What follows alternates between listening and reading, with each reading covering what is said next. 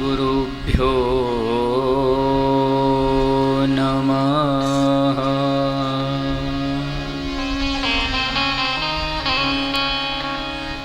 श्री माता पितृ चरणकमलेभ्यो नमः।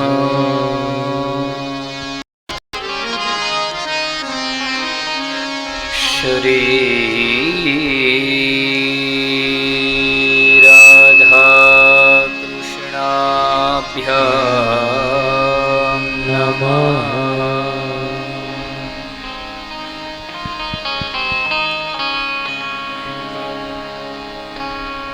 वंशी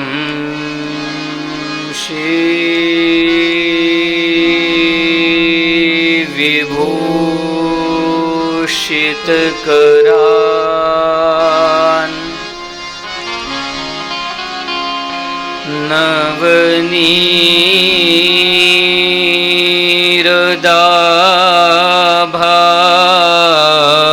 नवनीरदाभात्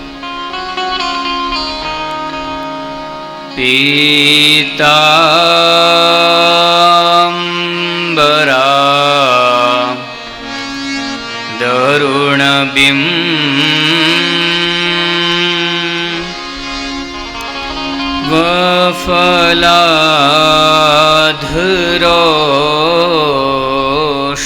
वफलाधरोष्ठात्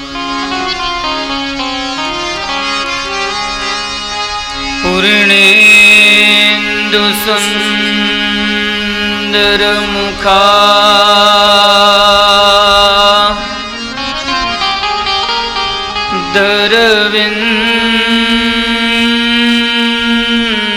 दरविन्दनेत्रा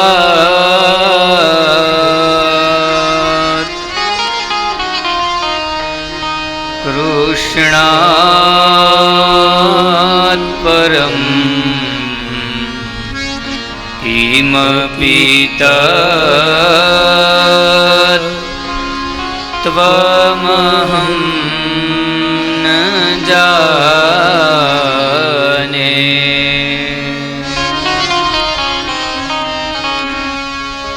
कृष्ण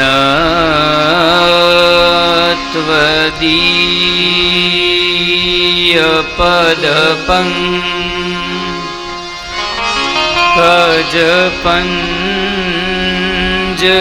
पदपङ्कजपञ्जरान्ते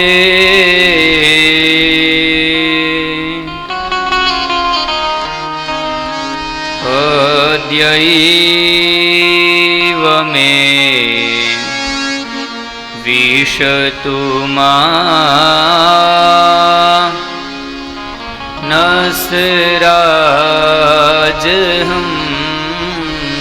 नसराजहंसः।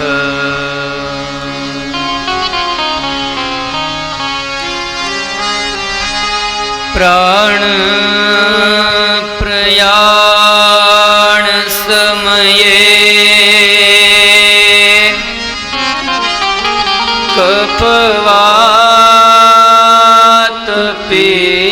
कफवातपित्तये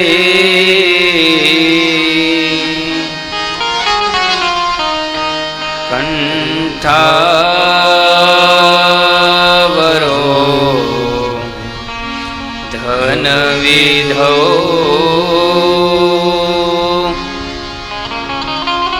स्मरणं कुतस्ते।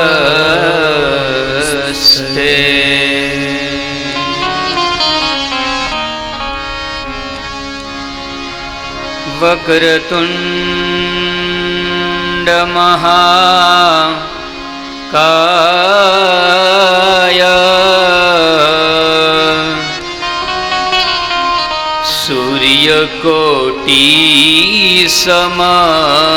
सूर्यकोटिसमप्रभ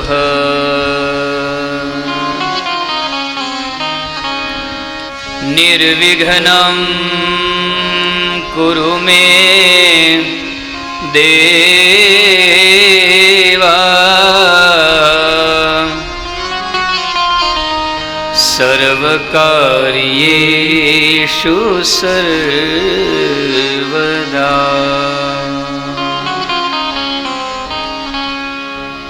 सर्वमङ्गलमाङ्गल्ये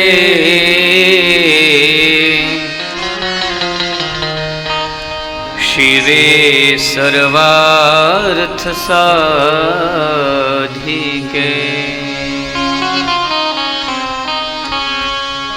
शरण्ये त्र्यम्बके गौरी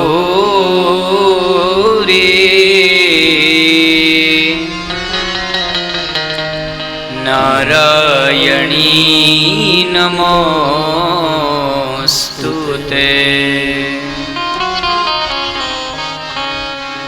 ॐ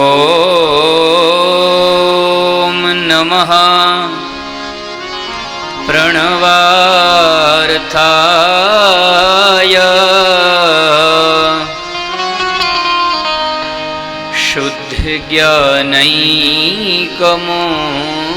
शुद्धज्ञानैकमूर्तये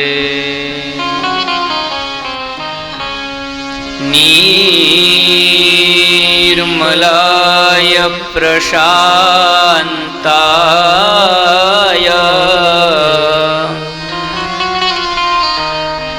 दक्षिणामूर्तये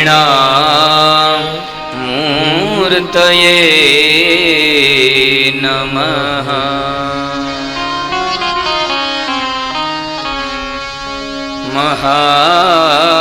महाविद्या महावाणी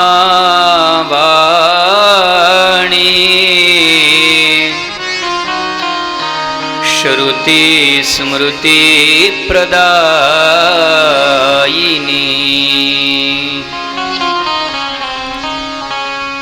साक्षात् सरस्वती देवी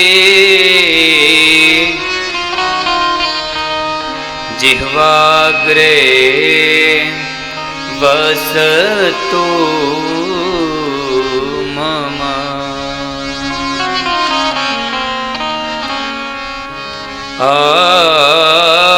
आये हनुमन्त विराजिए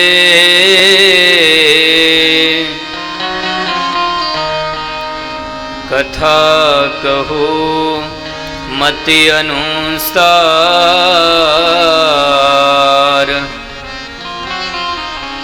प्रेम सहित गादी धरो पधारिए पवन कुमार पधारिए पवन कुमार पधारिए पवन कुमार।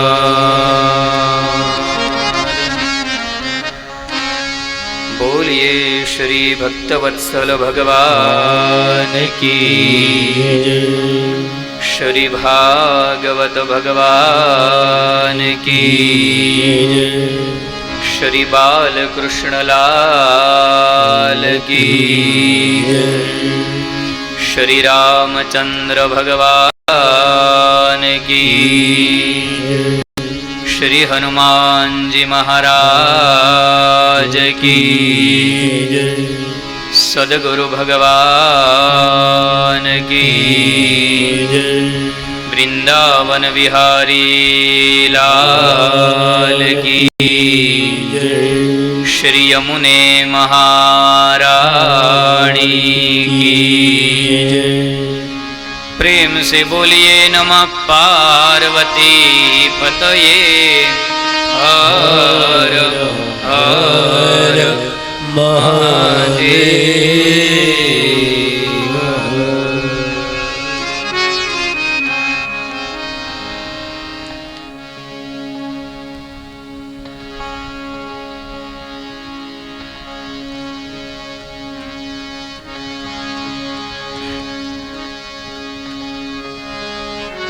આવો 2 મિનિટ માટે હરિનામનો આશ્રય લઈ અને આ પરમ પાવન પરમ પુનિત એવી ભાગવત ભાગીરથીની અંદર આપણે પ્રવેશ કરીએ, આનું અવગાહન કરીએ। उससे पहले 2 मिनट हरिनाम संकीर्तन, हरिनाम का आश्रय लेते हुए। श्री राधे गोविंद भज मन श्री राधे राधे,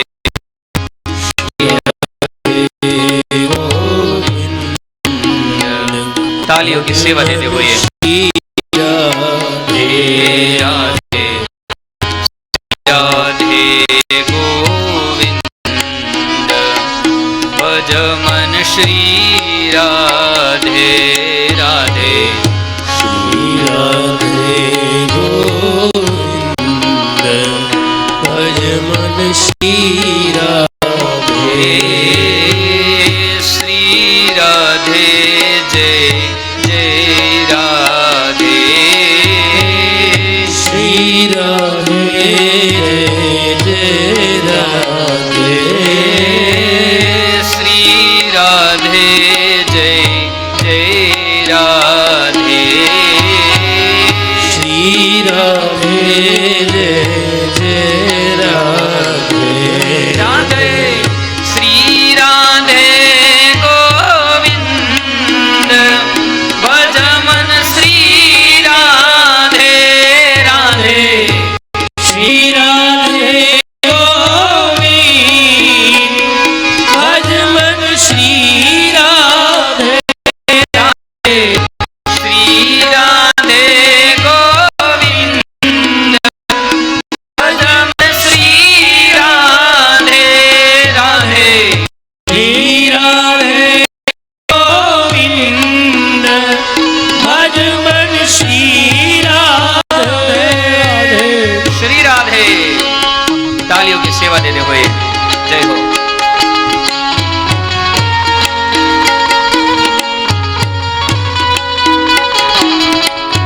जय श्री राधे।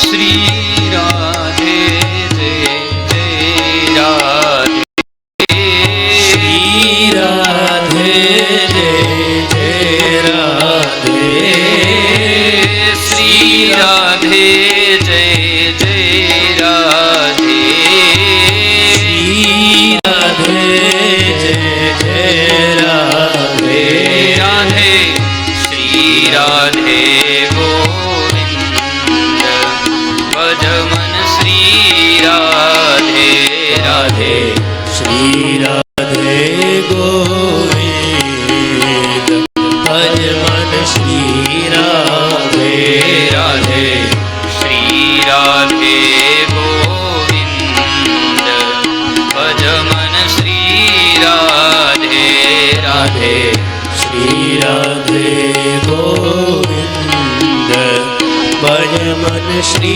राधे, श्री राधे।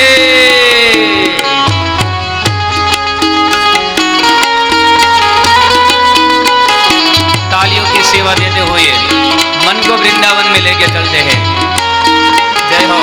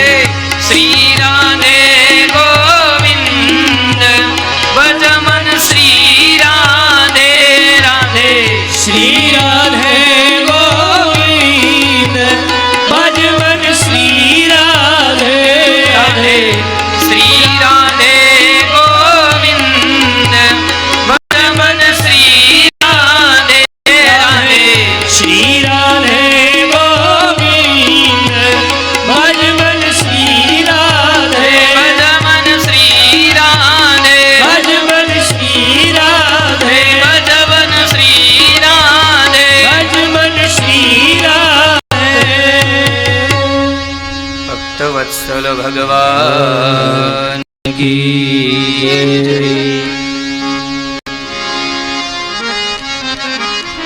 પરમ મંગલમય ભગવત સ્વરૂપ શ્રીમદ ભાગવત સપ્તાહ જ્ઞાન યજ્ઞ અંતર્ગત પાગડાર પરિવાર દ્વારા આયોજિત આ કેશોદની પાવન ધરા ઉપર સપ્તદિવસીય શ્રીમદ ભાગવત સપ્તાહ જ્ઞાન યજ્ઞનું આ ભવ્યાતિ ભવ્ય આયોજન થયું છે. ત્યારે આ ભાગવત સપ્તાહના પ્રથમ દિવસના પ્રથમ સત્રની અંદર ગણપતિ વગેરે સ્થાપિત દેવતાઓના પાદ પદ્મોમાં પ્રણામ.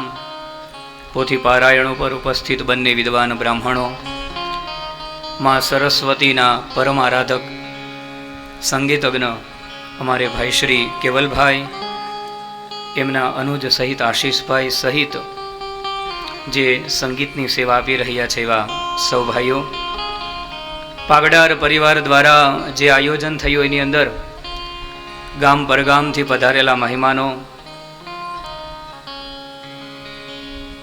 સવડીલો, માતાઓ, બહેનો, આબાલ વૃદ્ધ સૌ, આપ સૌના હૃદયની અંદર બિરાજમાન ગોવિંદને મારા જાજા કરી અને જય શ્રી કૃષ્ણ. આપ સૌને રાધે રાધે, જય સિયારામ, જય શ્રી કૃષ્ણ. સચ્ચિદાનંદ રૂપાય વિશ્વોત્પત્યાદિહેતવે તાપત્રય વિનાશાય શ્રી કૃષ્ણાય વયં નમઃ. શ્રી કૃષ્ણાય વયં નમઃ. શ્રી કૃષ્ણાય વયં નમઃ.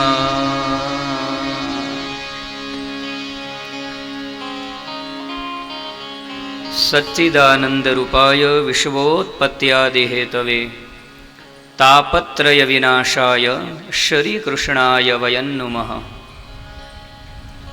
ભાગવતજીના શુભ મંગલ પ્રારંભે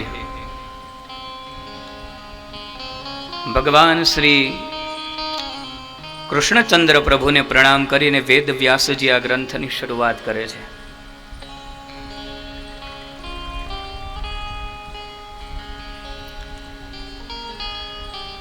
શ્રોતાઓ, આજે આ પાગડાર પરિવારના પૂર્વજો ઉપર ગોવિંદે કંઈક અનુગ્રહ કર્યો છે. ત્યારે આ એમડી પરિવારના જે સંતાનો છે, એમનો જે પરિવાર છે, એ પરિવારે મળી અને સદગુરુ ભગવાનના પરમ અનુગ્રહથી અને ગોવિંદની પૂર્ણ કૃપાથી આજે તમામ સમસ્ત પૂર્વજોના ઉદ્ધાર હેતુ આ ભાગવત ભાગીરથીનું ભવ્યાતિ ભવ્ય આયોજન આજે એના ઘરના પાવન પટાંગણની અંદર કરવામાં આવ્યું છે. શ્રોતાઓ, આ ભાગવત ભાગીરથી એ પૈસાથી ન થાય, પૈસાથી આપણા ઘરે ન આવે. કોઈ એવું માણસ વિચારી લે કે આપણા ઘરની અંદર આટલા પૈસા પડ્યા છે તો આ પૈસાથી આયોજન થાય, તો નહીં. આ ભાગવત ભાગીરથીને ઘરે લાવવા માટે પૈસા નહીં, પણ તમારા પૂર્વજોના પુણ્ય હોવા જોઈએ. આજે આ પાગડાર પરિવારના પૂર્વજોના કંઈક પુણ્યનો ઉદય થયો છે. આ પુણ્યનું ફળ છે, આ પૈસાનું ફળ નથી. પૈસા તો પેઢીઓથી એમની પાસે હશે, પરંતુ તો પૈસાથી ક્યારે ભાગવતજી ન આવે. અરે, ગંગામાં સ્નાન કરવા માટે જવું પડે. આજે તો આપણે ત્યાં ગંગા આવી છે, આપણા ગામમાં આવી છે, આપણી સોસાયટીમાં ગંગા આવી અને આપણી શેરીમાં ગંગા આવી છે. જેટલી વાર નવાય એટલું નાહી લેજો અને જેટલી વાર આની અંદર સ્નાન થાય એટલું સ્નાન કરી લેજો. શ્રોતાઓ, ભાગવત શાસ્ત્ર વિશે એવું કહેવાય છે કે આ ગ્રંથ છે ને, આ ગ્રંથ, આ આયોજન કરવું એ તો બહુ ઝાઝા પુણ્યની વાત છે. પરંતુ આ કથા સાંભળી કોણ શકે? કોને આનો અવસર પ્રાપ્ત થાય? તો એના વિશે શાસ્ત્ર એવું લખે છે કે ભાગ્યોદયેન બહુ જન્મ સમર્જિતેન. પેલું તો માણસનો ભાગ્યોદય થયો હોય. ભાગ્યોદય ત્યારે થાય કે જ્યારે માણસના પુણ્યનો ઘડો છે ને છલકાય. જ્યારે માણસના પાપનો ઘડો ભરાઈ જાય ત્યારે માણસના જીવનમાં દુઃખ આવવા મળે. અને જ્યારે માણસનો પુણ્યનો ઢગલો છે એ ભરાય, પુણ્યનો ઢગલો થઈ જાય અને જે ઘડાની અંદર પુણ્ય ભરાતો હોય ને છલકાઈને બહાર આવે ને ત્યારે એના પરિવારની અંદર આવી રીતના ભગવાનનું જ વાણીનું સ્વરૂપ ભાગવતજી આવીને બિરાજમાન થાય છે. શ્રોતાઓ, ભાગવતજી છે ને, ભાગવતજી એ કોઈ સામાન્ય ગ્રંથ નથી. આ ભાગવતજી વિશે શાસ્ત્ર એવું કહેવાય છે કે કોઈ આ ગ્રંથ કે કોઈ પુસ્તક નથી. આ તેનેયમ વાંગ્મયી ભગવાનની સાક્ષાત મૂર્તિ છે. પ્રત્યક્ષ હરિવર્તતે. ભગવાને જ્યારે સ્વધામ ગમન કર્યું ને શ્રોતાઓ, એ સમયે ભક્તોએ એમને કીધું, પ્રભુ તમે ધરાધામ છોડીને વયા જાશો તો આ બધા કોના આશ્રયે રહેશે? તો ભગવાને તરત પોતાનું જે તેજ હતું ને એ તચ્ચ ભાગવતે દધો, પોતાનું જે તેજ હતું ને ભાગવતજીની અંદર પધરાવી દીધું. અને આજે પણ એ ભાગવતજી આપણા ઘરની વિશે જ્યારે આવે ત્યારે માની લેવું જોઈએ કે આ કોઈ ગ્રંથ નથી, એવો સાક્ષાત આપણે ત્યાં ગોવિંદ આવીને બિરાજમાન થઈ ગયા છે. સાક્ષાત ગોવિંદ આવ્યા છે. કારણ કે જો ભાગવતજીની પોથીને છે ને આપણે મસ્તક ઉપર મૂકીને લાવ્યા, અને ગોવિંદનો જ્યારે જન્મ થયો કનૈયાનો ત્યારે વસુદેવજી પણ વસુદેવ શિર પોઢી અને એ ગોવિંદ છે એ ગોકુળની અંદર આવ્યા હતા. એટલે ત્યારથી આ પરંપરા છે કે આ ગ્રંથને મસ્તક ઉપર પધરાવી અને એના સિંહાસન ઉપર બિરાજમાન કરવામાં આવે છે.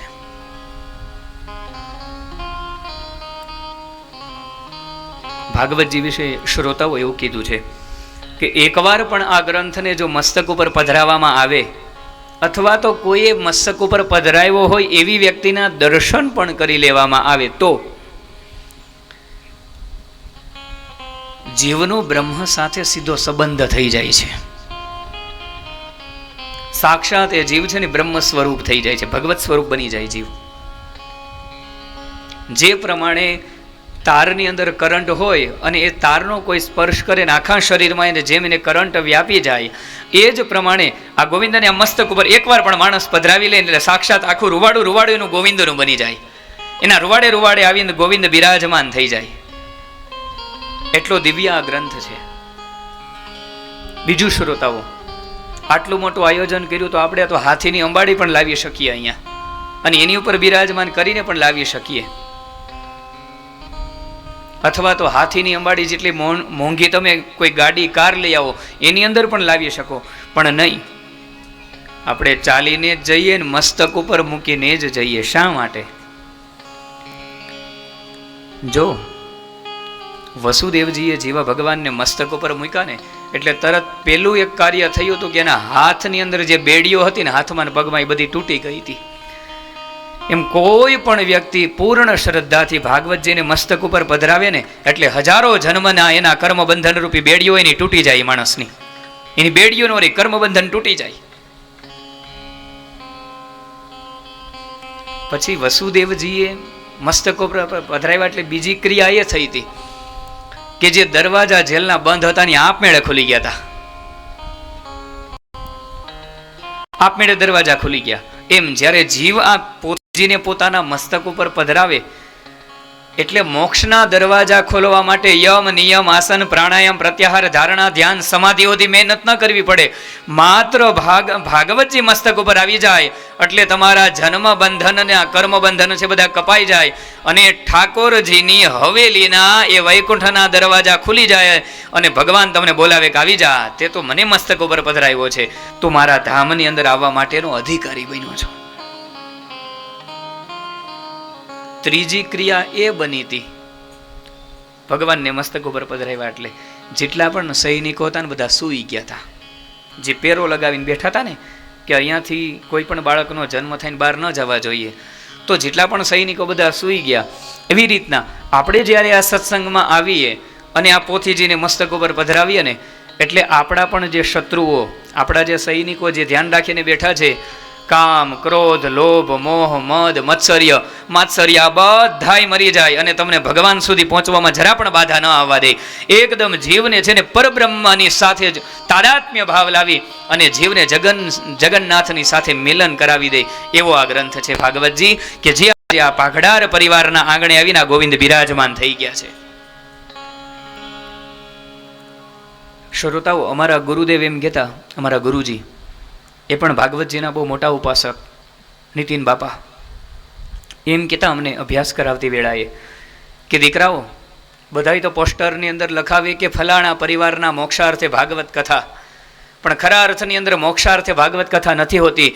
જેના પૂર્વજોનો મોક્ષ થઈ ગયો હોય ને, જેના પૂર્વજો વૈકુંઠની અંદર નિવાસ કરતા હોય ને, એના સંતાન ભાગવત કરી શકે, બીજાની તાકાત નથી. તમે ભાગવત કરો ને પછી પૂર્વજોનો મોક્ષ થયું ન હોય. જ્યારે તમને એવો વિચાર આવી જાય કે મારે ભાગવત જે કરવા છે, એ જ વેળાએ તમારા પૂર્વજો છે એ વૈકુંઠના અધિકારી બની જાય, ભગવાનના શરણમાં બેસી ગયા હોય. અત્યારે તમે જેમ અહીંયા બેઠા બેઠા કથા સાંભળો છો ને, એમ લાઈવ ટેલિકાસ્ટના માધ્યમથી પિતૃઓ ભગવાનની સાથે બેસીને આ ગાથાને શ્રવણ કરતા હોય. આજે એમડી પરિવાર છે, એમ એ ધરમસિંહ દાદાનો આખો પરિવાર, મોહન દાદાનો એ પરિવાર આજે વૈકુંઠની અંદર બિરાજમાન થઈને આ ગાથાને શ્રવણ કરતો હશે. જેમ તમે અહીંયા આવ્યા છો અને જે નથી આવ્યા એ પણ આ લાઈવ ચેનલના માધ્યમથી ઘરે બેઠા બેઠા સાંભળી શકે. ઓલા તો વૈકુંઠની અંદર બેઠા બેઠા ભગવાનની સાથે આ ગાથા સાંભળતા હોય, કેમ કે ભગવાનને પણ એના ગુણાનુવાદ ગાઈએ ને ગમે છે. એટલા માટે સ્તુતિ પ્રિયો માધવ, એની સ્તુતિ કરો એ ગોવિંદને વાલ્યું લાગે.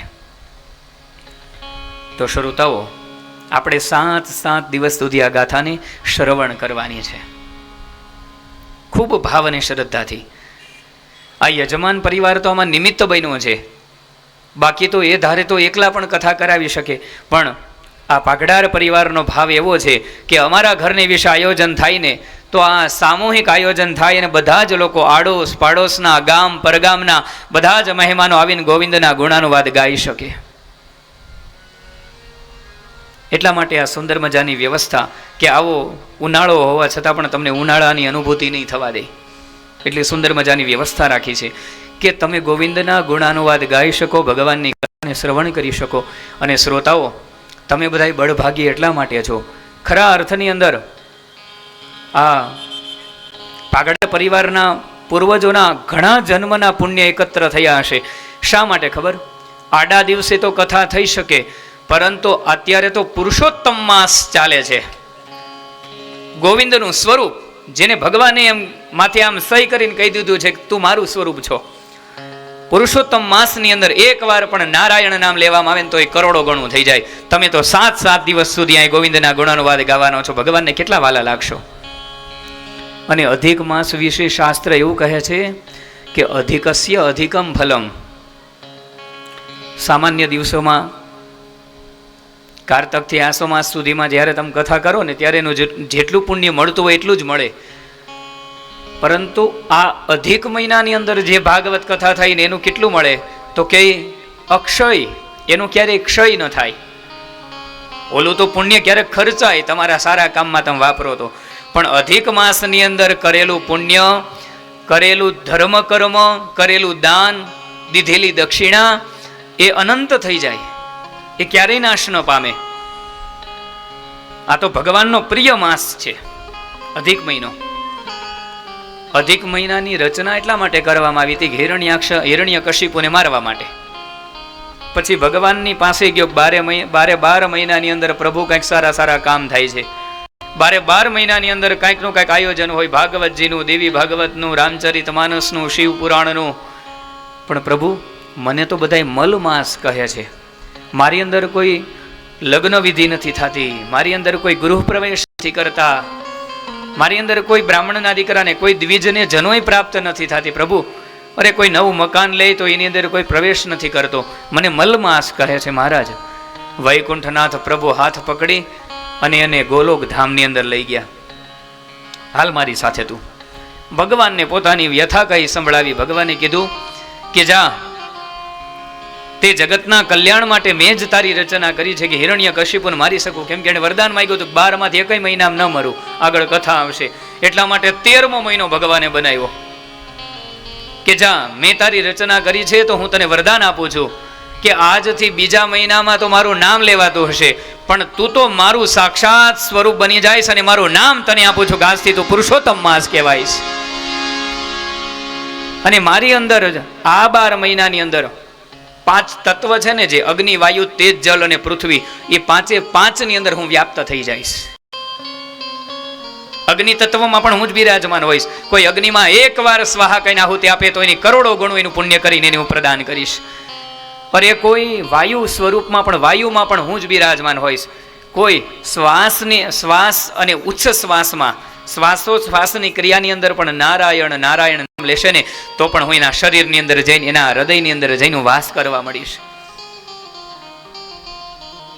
હું 5 તત્વમાં હું વ્યાપ્ત થઈ જઈશ.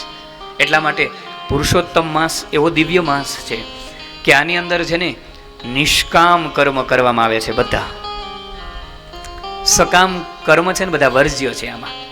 સકામ એટલે કે લગ્ન, જનોય, ગૃહ પ્રવેશ, જે તીર્થમાં એકવાર પણ ફરવા ન ગયા હોય એવા તીર્થમાં ફરવા જવું, આ પણ વર્જ્ય છે.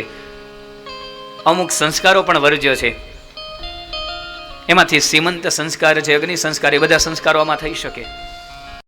જે અનિવાર્ય સંસ્કારો છે એ થઈ શકે, પરંતુ કામ્ય કર્મ છે આમાં થતા નથી. શા માટે કામ્ય કર્મ નથી થતા? કે જેથી કરીને તમે જો કામ્ય કર્મ કરશો ને તો અધિક મહિનાના જે 30 દિવસ છે, 30 દિવસમાંથી તમે હરિનું નામ લેવાનું ચૂકી જશો. એટલા માટે ગોપી માસ કહેવામાં આવે આને. ગોપી માસ એટલે માત્ર સ્ત્રીઓ નહીં, પુરુષોનો પણ ગોપી ભાવ થઈ જાય ભગવાન પ્રત્યે, અને પુરુષો પણ ભગવાનના નામે ઝૂમી ઉઠે, ભગવાનનું નામ સંકીર્તન કરે. એટલા માટે આને ગોપી માસ કહેવામાં આવે છે.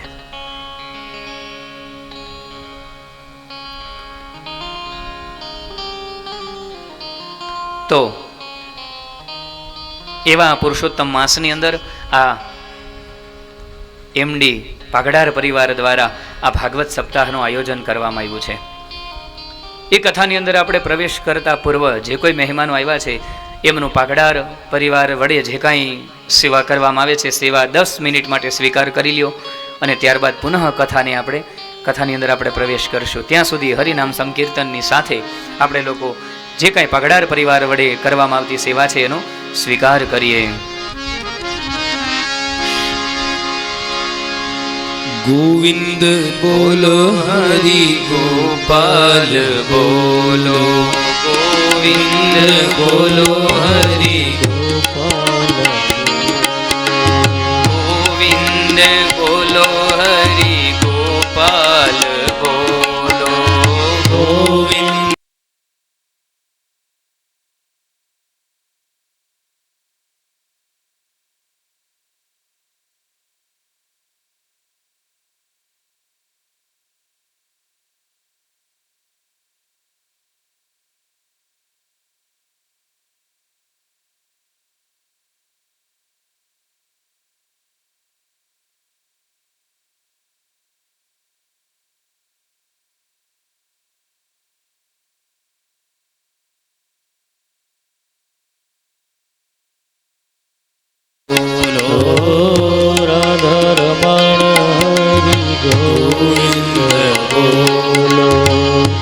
રાધારમણ હરિ ગોવિંદ બોલો, રાધારમણ હરિ ગોવિંદ બોલો, ગોવિંદ બોલો, હરિ ગોપાલ બોલો, ગોવિંદ બોલો, હરિ ગોપાલ બોલો, ગોવિંદ બોલો, હરિ ગોપાલ બોલો, ગોવિંદ બોલો, હરિ ગોપાલ બોલો, રાધારમણ હરિ ગોવિંદ બોલો, રાધારમણ હરિ ગોવિંદ બોલો, રાધારમણ હરિ ગોવિંદ બોલો.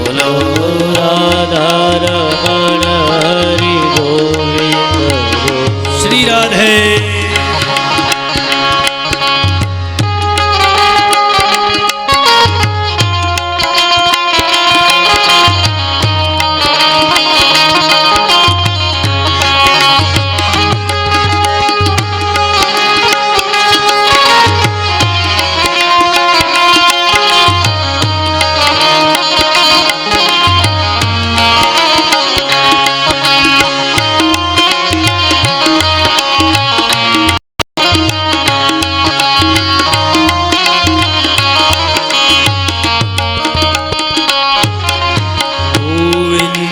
बोलो गोपाल बोलो, गोविंद बोलो गोपाल बोलो, गोविंद बोलो गोपाल बोलो, गोविंद बोलो गोपाल बोलो, माधव बोलो मुरारी बोलो, माधव बोलो मुरारी बोलो, माधव बोलो मुरारी बोलो, माधव बोलो मुरारी बोलो, गोविंद बोलो हरि गोपाल बोलो, गोविंद बोलो हरि गोपाल बोलो, गोविंद बोलो हरि गोपाल बोलो, गोविंद बोलो हरि गोपाल बोलो, गोविंद बोलो हरि गोपाल बोलो, गोविंद बोलो हरि गोपाल बोलो। श्री राधे।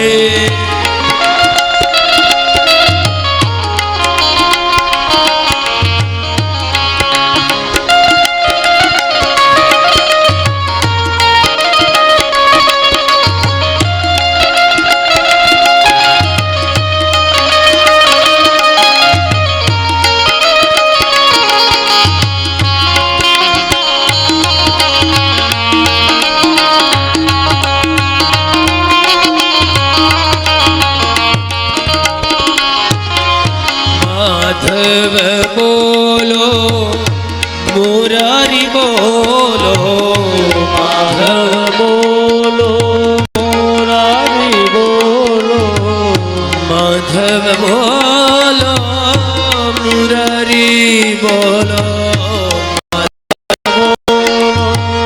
मुरारी बोलो, मोहन बोलो मुरारी बोलो, मोहन बोलो मुरारी बोलो, मोहन बोलो मुरारी बोलो, मोहन बोलो मुरारी बोलो, गोविंद बोलो हरि गोपाल बोलो, गोविंद बोलो हरि गोपाल बोलो, गोविंद बोलो हरि गोपाल बोलो, गोविंद बोलो हरि गोपाल बोलो, गोविंद बोलो हरि गोपाल बोलो, गोविंद बोलो हरि गोपाल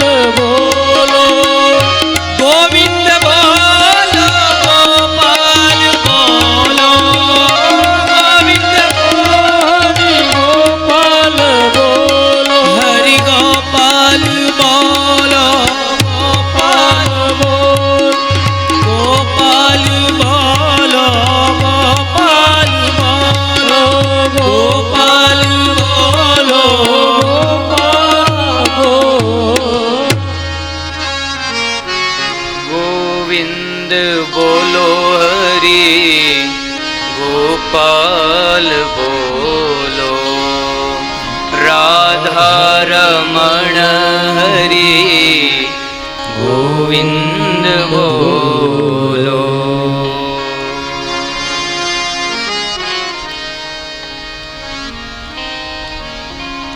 તો આ ભાગવત ભાગવત ભાગીરથીની અંદર આપણે સ્નાન કરવા માટે એકત્ર થયા છીએ સૌ.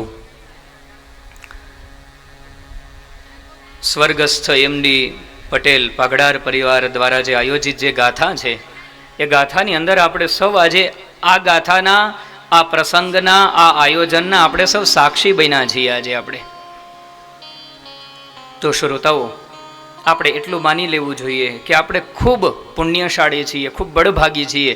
અને આવું કાંઈ ન માનીએ તો એક વાત માનવી જોઈએ કે ગોવિંદની આપણી ઉપર કાંઈક કૃપા છે તો જ આવા કાળઝાળ તડકાની અંદર આપણે આવીને અહીંયા બેઠા હોય. આ ગાથા છે એટલી દિવ્ય છે આ ગાથા કે આ ગાથા શ્રવણ કરતા વાર, આ કથાને શ્રવણ કરતા વાર ગોવિંદ આવીને આપણા હૃદયની અંદર બિરાજમાન થાય છે. વેદવ્યાસજી આ ભાગવતજીના પ્રારંભની અંદર ભગવાનને નમસ્કાર કરતા એક શ્લોક લખે છે અને એમાં પ્રતિપાદિત કરે છે કે સચ્ચિદાનંદ રૂપાય વિશ્વોત્પત્યાદિ હેતવે તાપત્રય વિનાશાય શ્રી કૃષ્ણાય વયન નુમઃ. વેદવ્યાસજી કહે છે ભગવાનનું સ્વરૂપ કેવું છે. ખાસ શ્રોતાઓ, આ 2 દિવસની જે કથા છે ને એ ધ્યાનથી નહીં સાંભળો ને તો પાછળની કથા તમને સમજાશે નહીં.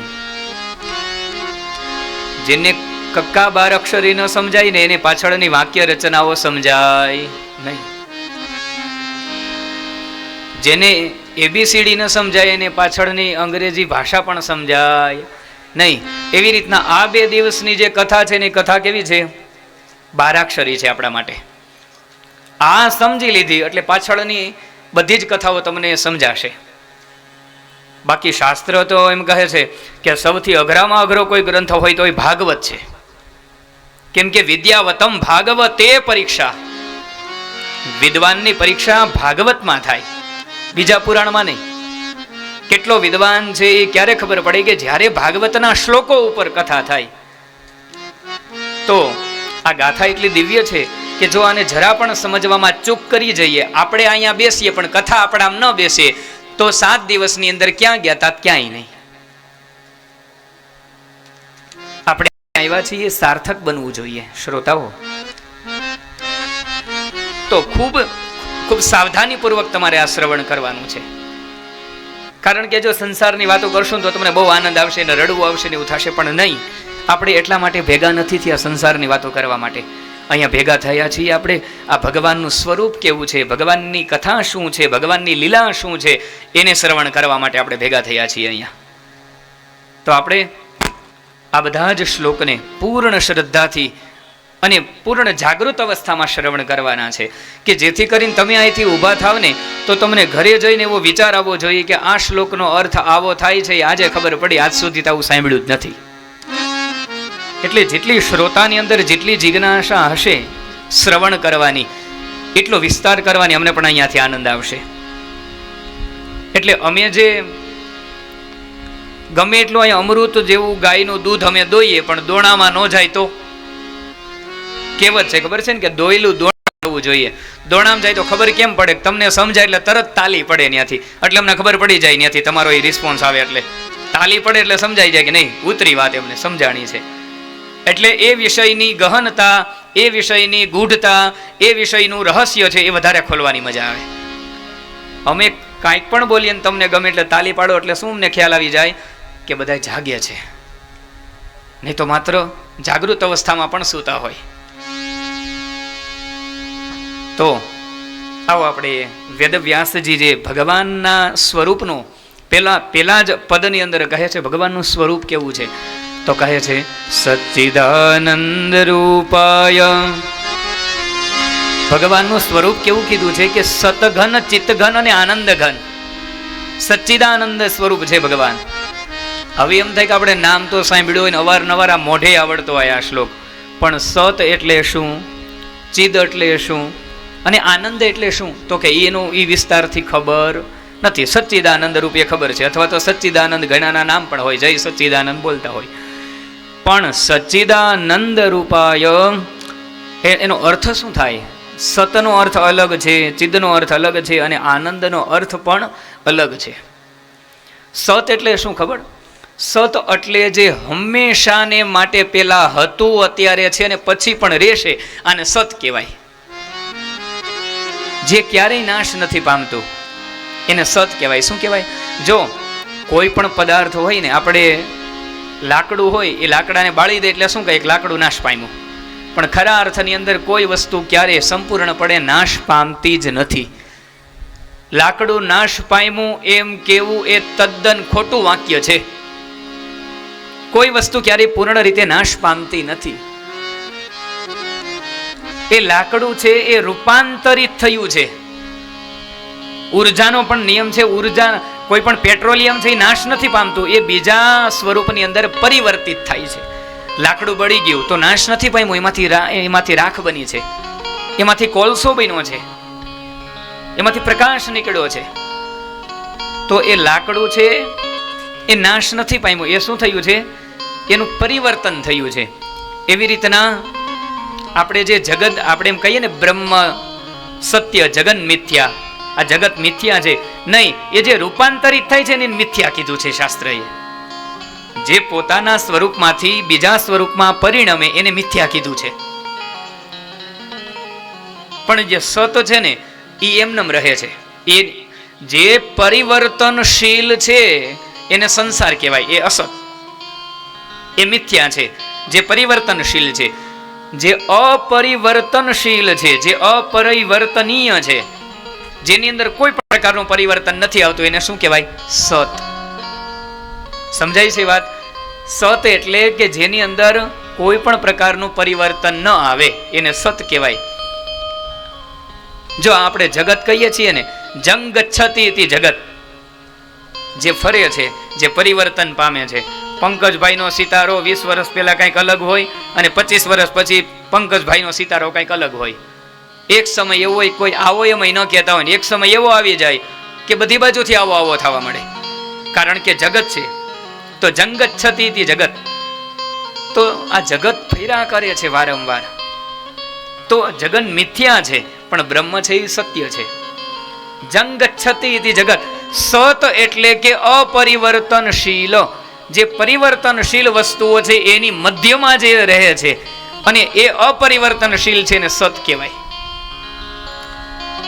સતનો બીજો અર્થ તમારે સમજવો હોય ને, તો ગાડું હોય, ગાડું એના બે પૈડા હોય, બે બાજુ. એ પૈડું ફરે પણ એની વચ્ચે જે ધરી હોય એ ફરે.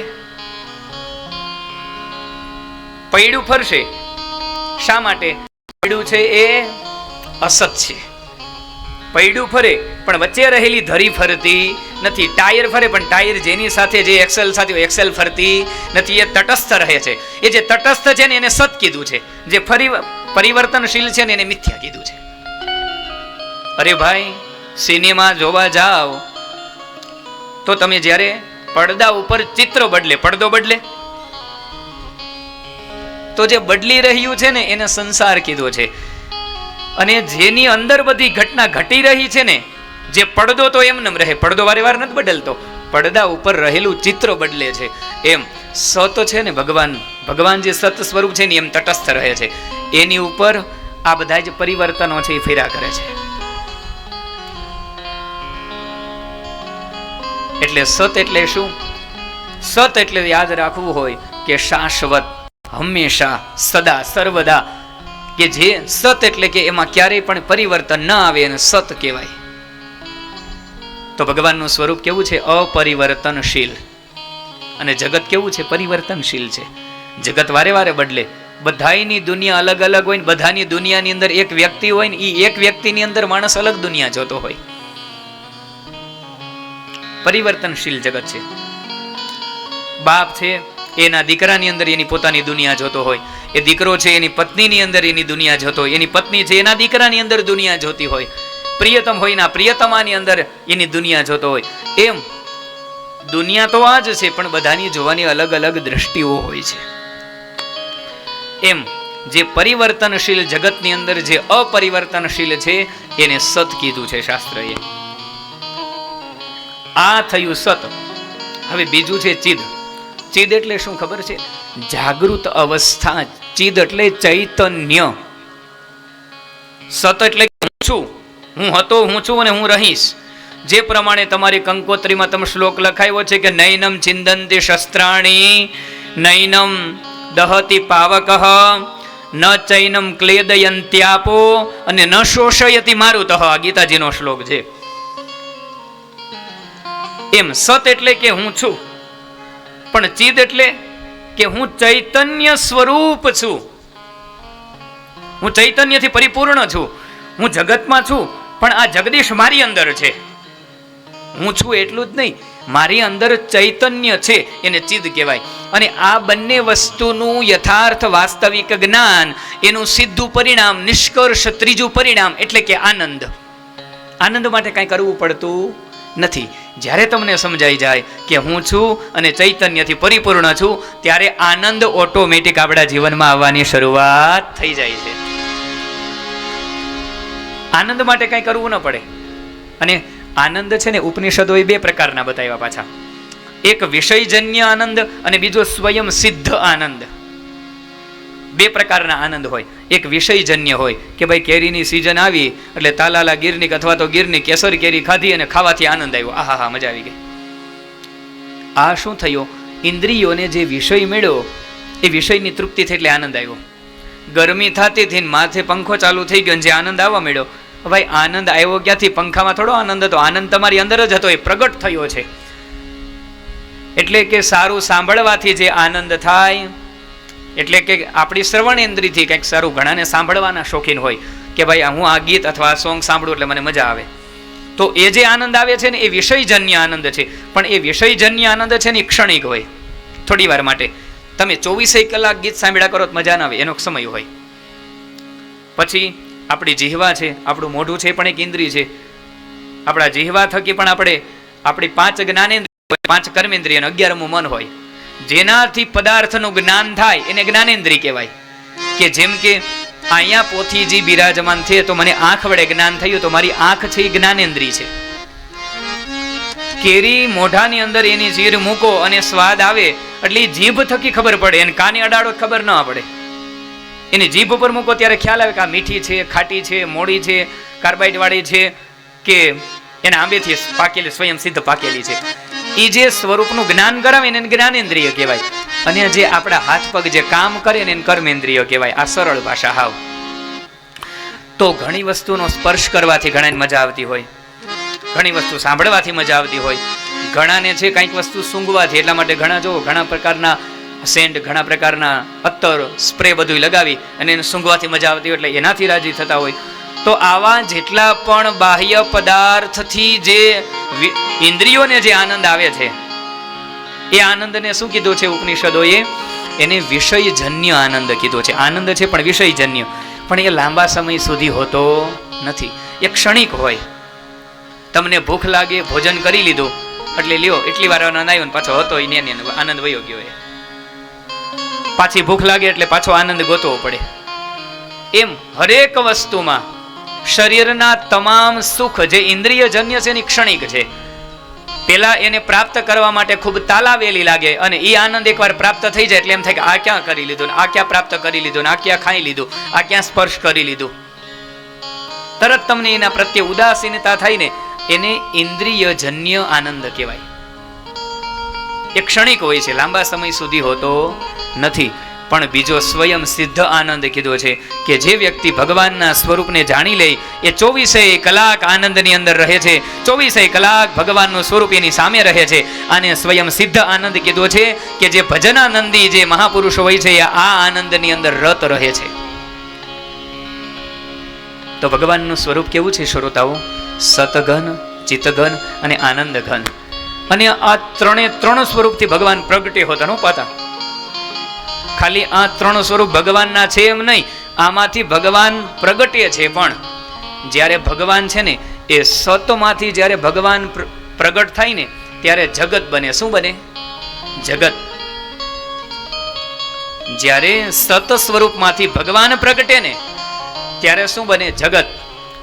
જ્યારે ભગવાન છે એ બીજા તત્વ ચિદમાંથી જ્યારે ભગવાન પ્રગટે ને ત્યારે જીવ બને. એટલે કે આપણે બધા કીડીથી લઈને હાથી સુધીના બધા જીવ એ ભગવાનનું રૂપાંતરિત સ્વરૂપ છે. કેવું રૂપાંતરિત સ્વરૂપ? જીવનું સ્વરૂપ, ભગવાનમાંથી જીવ. અને પછી આનંદમાંથી જે પ્રગટે છે ને ત્યારે સ્વયં ભગવાન પ્રગટ થાય છે ધરાધામ ઉપર, અને રામ શ્યામ અને ઘનશ્યામ બનીને આપણી સાથે એ લીલાઓ કરે ત્યારે ભગવાન સ્વયં આનંદમાંથી આવે છે. એટલા માટે ભગવાનને કેવા કીધા? સચ્ચિદાનંદ રૂપાય. ભગવાનનું સ્વરૂપ આવું છે શ્રોતાઓ, સતઘન ચિતઘન આનંદઘન, બધી જ વસ્તુની માત્રા પૂરેપૂરી છે એની અંદર, અને આપણે પણ એના અંશ છીએ. બધી જ વસ્તુનો અંશ આપણી અંદર છે.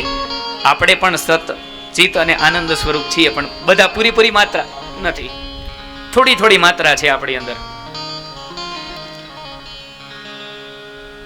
એટલા માટે ગીતાજીમાં પણ ભગવાન કહે મમે વાંશો જીવલોકે જીવભૂત સનાતન. ગીતાજીના પુરુષોત્તમ યોગમાં 15મા અધ્યાયમાં ભગવાન એમ કહે છે કે જીવ છે ને એ મમે વાંશો, મારો જ અંશ છે. અને રામચરિત માનસ એવું કહે કે ઈશ્વર અંશ જીવ અવિનાશી, ચેતન અમલ સહજ સુખ રાશિ. તો બધા જ શાસ્ત્રો પુરાણો એમ કહે છે કે આપણે ઈશ્વરના અંશ છીએ, કારણ કે જે ઈશ્વરમાં ગુણ છે એ આપણી અંદર પણ હોય, પણ માયાની અંદર ઢંકાયેલા છે એટલે ખબર નથી કે આપણી અંદર છે. પાણી તો છે પણ માથે શેવાળ જામી ગયો એટલે પાણી દેખાતો નથી, બાકી શેવાળ હોય એટલે હેઠે પાણી હોય જ. જો પાણી સુકાઈ જાય શેવાળ સુકાઈ જાય. આજે શેવાળ લીલો દેખાય છે તેનો મતલબ કે નીચે પાણી છે. બસ એ શેવાળને હટાવન એટલે પાણી દેખાય. એવી જ રીતના કથામાં આવીને આ માયાને હટાવન એટલે આ માયાપતિ ગોવિંદ આપણી અંદર દેખાય અને આપણને એના દર્શન થાય. આટલી જ વાત છે, ખાલી આટલી સરળ વાત છે. અહીંયા આવો એટલે શું થાય કે શેવાળને હટાવવાની વિવેક બુદ્ધિ તમારી અંદર આવે અને તમે આનંદ સ્વરૂપ છો એ તમને ખબર પડે. કારણ કે જો દુઃખ અને સુખ છે ને એ સંસારમાં ક્યાંય નથી, આપણી અંદર છે. સંસારના બાહ્ય પદાર્થને પ્રગટ થવા માટે પ્રેરણા આપે છે. દાખલા તરીકે બાર કેરી છે, કેરીમાં આનંદ નથી, તમે ખાધી પછી આનંદ તમને આવ્યો છે, એ કેરીમાં નથી. બાકી થામી પડી હોય તો એ આનંદ આવે, પણ ઈ કેરી જ્યારે તમે ખાવ છો ત્યારે આનંદ આવે છે. એટલે કે ઈ જે સામે પડેલું ફળ છે એ તમારા આનંદને, તમને જે અંદરથી જે મજા આવે એવું તમે કહો છો એને પ્રગટ થવાની પ્રેરણા આપે છે. એવી જ રીતના દુઃખ પણ એવું હોય. દુઃખ શું કરે? બાહ્ય પદાર્થ છે એ અંદર પડેલા દુઃખને પ્રગટ થવા માટે પ્રેરણા આપે. દુઃખ શાસ્ત્ર તો એમ કહે છે કે કાહુ ન કહું સુખ કર દુઃખ દાતા, નિજકૃત કરમું ભોગું સબ ભ્રાતા. રામચરિત માનસ. માણસને કોઈને કોઈ સુખી નથી કરતો ને કોઈ કોઈને દુઃખી નથી કરતું. જે સુખી અને દુઃખી થાય છે ને એ પોતાના કર્મ એ કરીને થાય છે. ખરા અર્થની અંદર પછી પોતાના કર્મ એ કરીને જે માણસ દુઃખી થાય ને, દુઃખી થયા પછી એનો આરોપ બીજા ઉપર લગાવે કે હું આના કારણે દુઃખી થઈ. ખરા અર્થની અંદર એવા પોતાના જ એવા લક્ષણો હોય કે એના કારણે એ દુઃખી થાય. તો ભગવાનનું સ્વરૂપ એવું છે કે સચ્ચિદાનંદ રૂપાય. પછી આનું સ્વરૂપ તો આટલું સુંદર છે. બીજા પદની અંદર કહે કે આનું સામર્થ્ય કેવું છે? તો કે વિશ્વોત્પત્યાદિ હેતવે. સતઘન ચિતઘન અને આનંદ ઘન પરમાત્મા છે, પણ એનું સ્વરૂપ આટલું સુંદર છે એમ એની સામર્થ્યતા પણ છે. સામર્થ્યતા કેવી? વિશ્વોત્પત્યાદિ હેતવે. આખા વિશ્વની ઉત્પત્તિ કરે, એનું પાલન પોષણ કરે અને સમય આવે એનો સંહાર પણ કરી નાખે.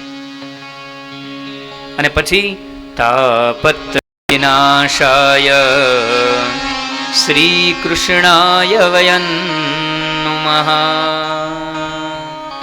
તાપત્રય વિનાશાય, જે કોઈ ભગવાનના આ ત્રણ સ્વરૂપને સત ચિત અને આનંદ, આમાંથી કોઈ પણ એક સ્વરૂપને કોઈ સમજી લે. આ ત્રણ સ્વરૂપને તમારે આમ સમજવા હોય તો શું ખબર છે? એકદમ સરળ ભાષામાં, સત એટલે ભગવાનનું ધામ, ચિત એટલે ભગવાનની લીલાઓ, અને આનંદ એટલે કે સ્વયં ભગવાન.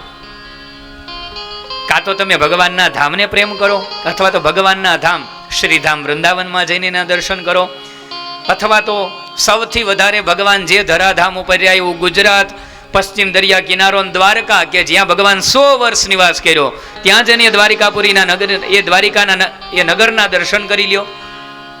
કાં ભગવાનના ધામને પ્રેમ કરો, અથવા ભગવાનની લીલાને પ્રેમ કરો, અથવા ભગવાનને પ્રેમ કરો. ત્રણેયનો નિષ્કર્ષ એક જ છે કે આનંદ.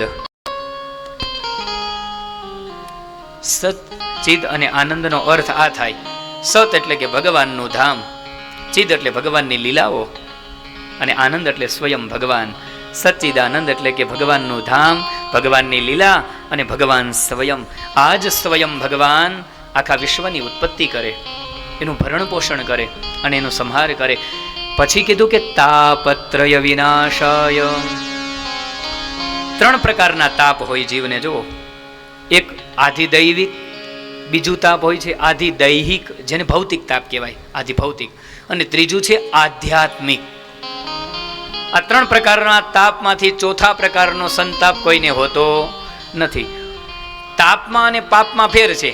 પાપ અને તાપ, પાપ અને સંતાપ બંનેમાં ભેદ છે થોડો થોડો.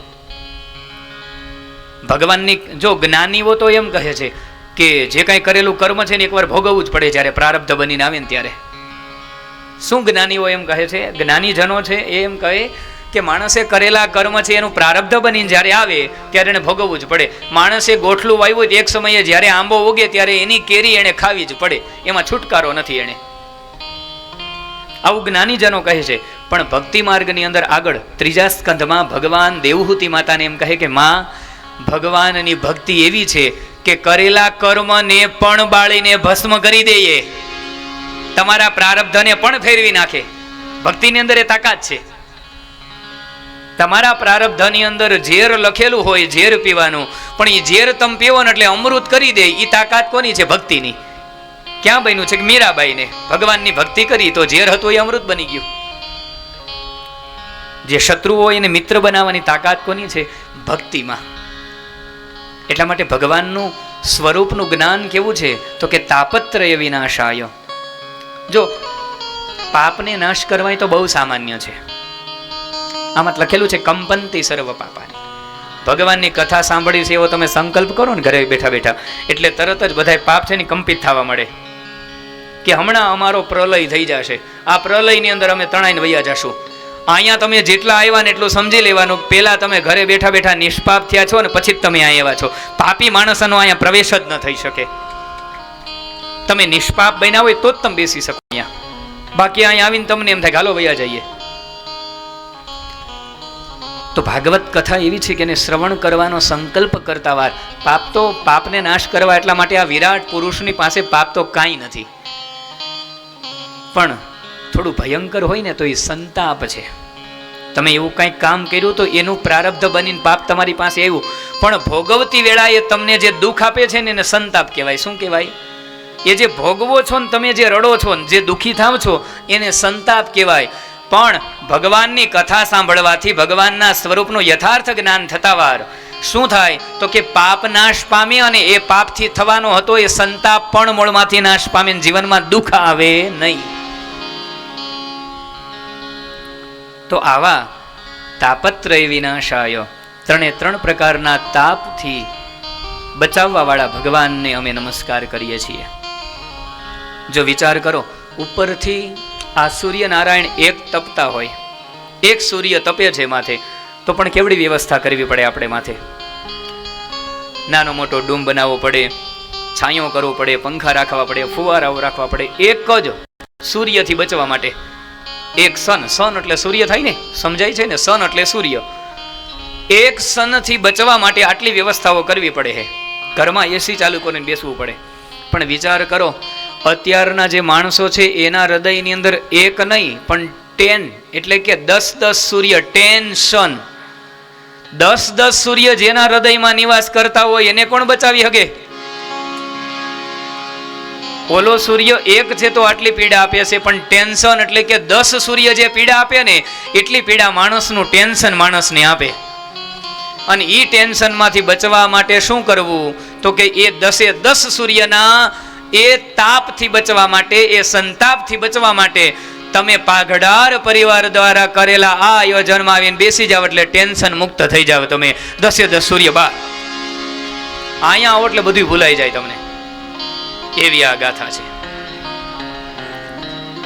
ઓલું એક સન આટલી પીડા આપે છે તો ટેન્શન કેટલી પીડા આપે? તો કહેવાનું તાત્પર્ય, પણ ભગવાનની કથા સાંભળો તો શું થાય? તાપત્રય વિનાશાય શ્રી કૃષ્ણાય વયં નમઃ. આવા 3 પ્રકારના તાપમાંથી બચાવવા વાળા એ ગોવિંદ છે અને એવા શ્રી કૃષ્ણાય વયં નમઃ. આવા શ્રી કૃષ્ણને હું વંદન કરું છું. હવે જો અહીંયા નમસ્કારનો નિયમ છે કે પેલા નમસ્કાર ક્યારે પુરુષને ન થાય.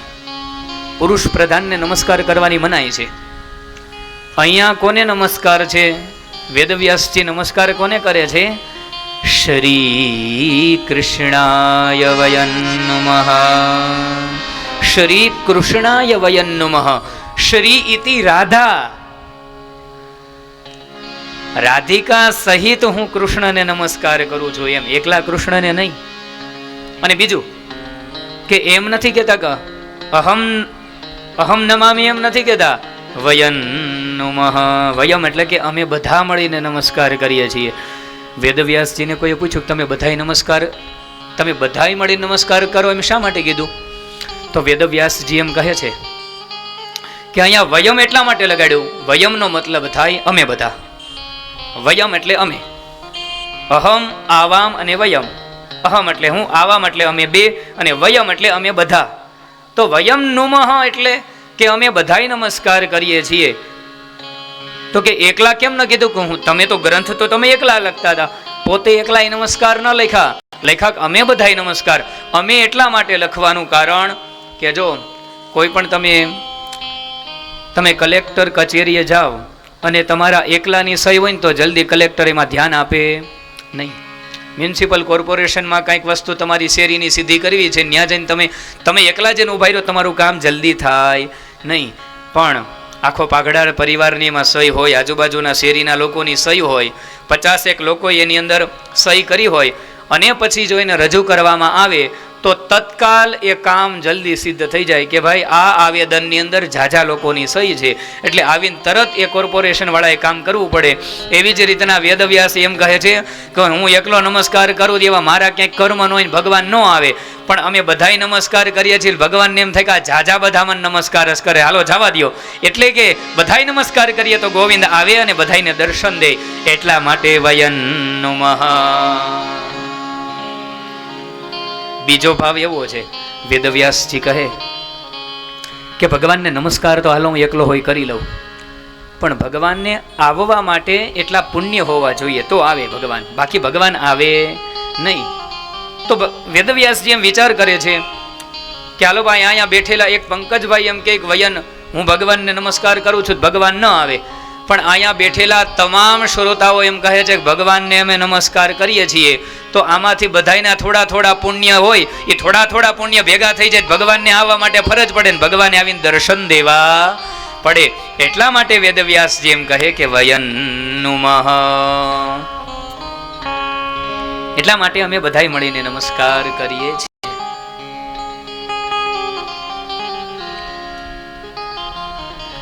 શ્રોતાઓ,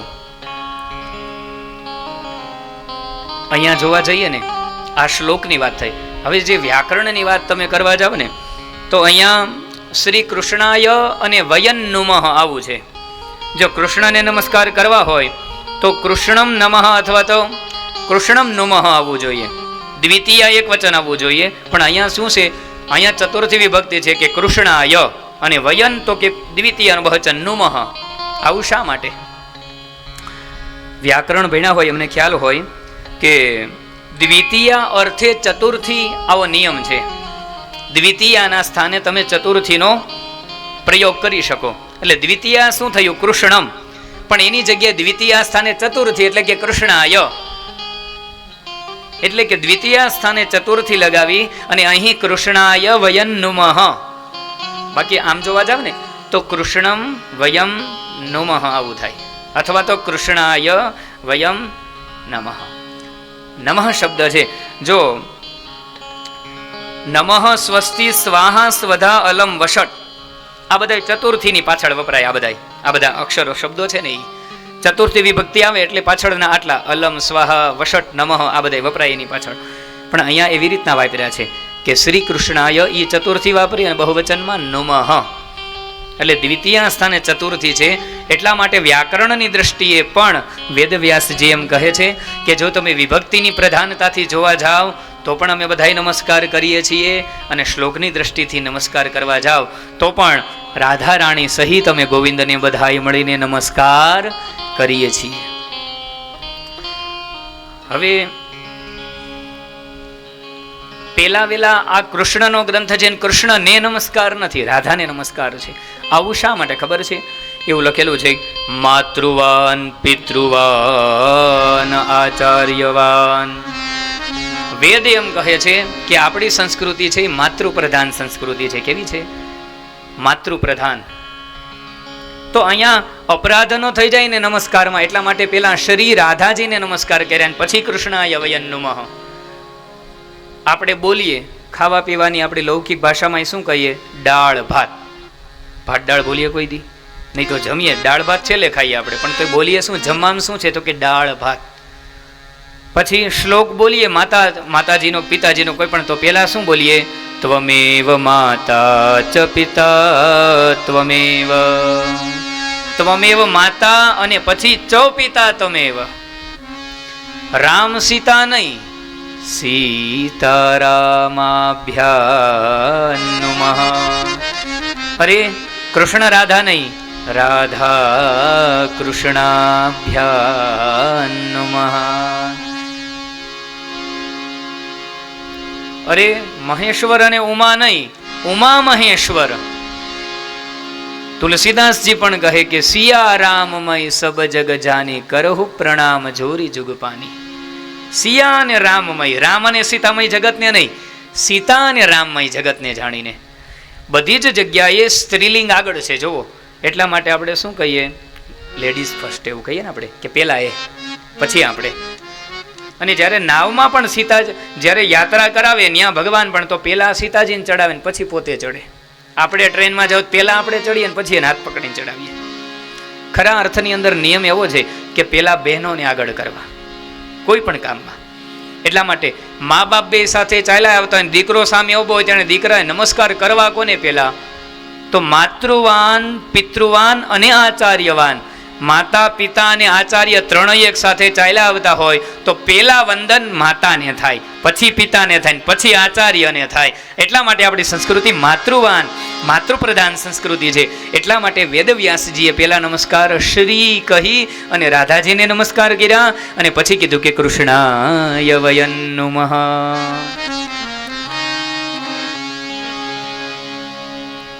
જો નમસ્કારમાં અને વંદનમાં પાછો બેમાં ફેર છે. નમસ્કારમાં અને વંદનમાં ફેર છે.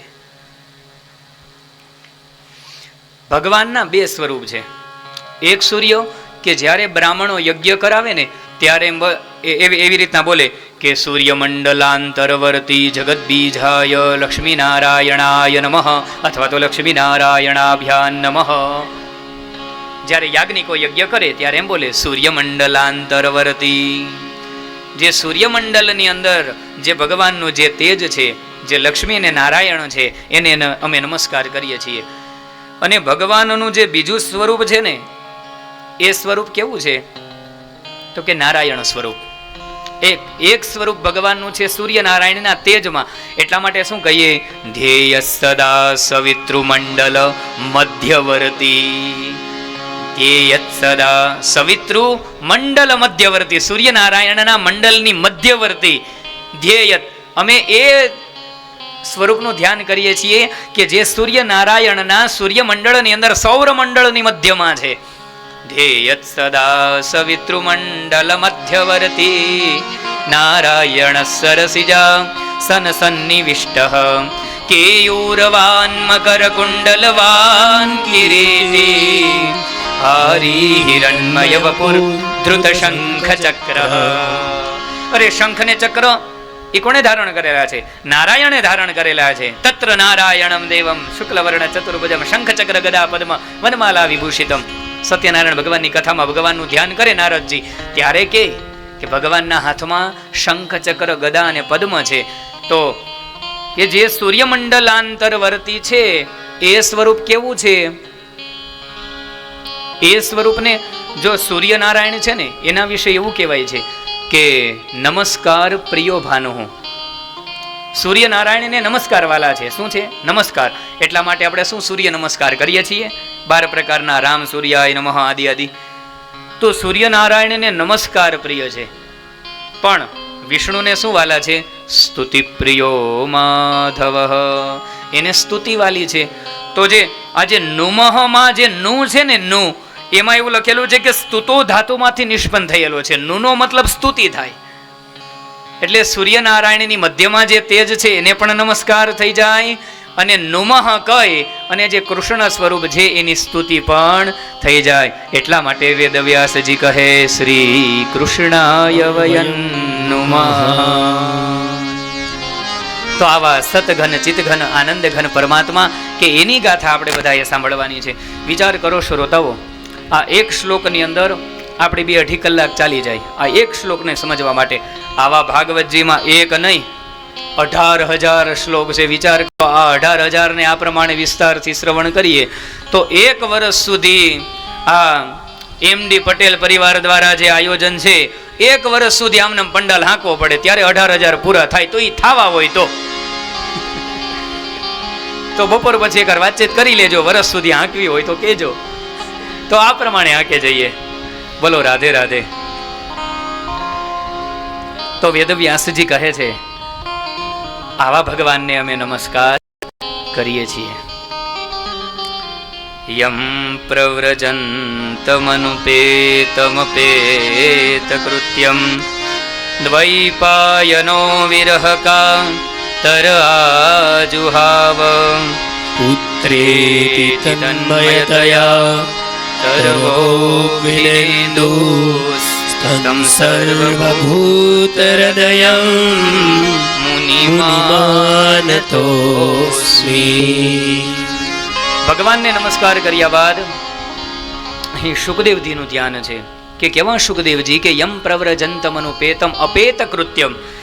માતાના કુખમાંથી જન્મ થયો અને જન્મ થતા વાર જે જંગલ તરફ ભાગવા લાગ્યા અને પિતાજી વેદવ્યાસજી પાછળ દોડ્યા.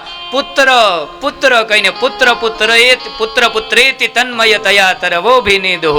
જ્યારે પુત્રએ જવાબ ન આપ્યો ત્યારે વૃક્ષો પણ બોલવા માંડ્યા કે હે પુત્ર હે પુત્ર.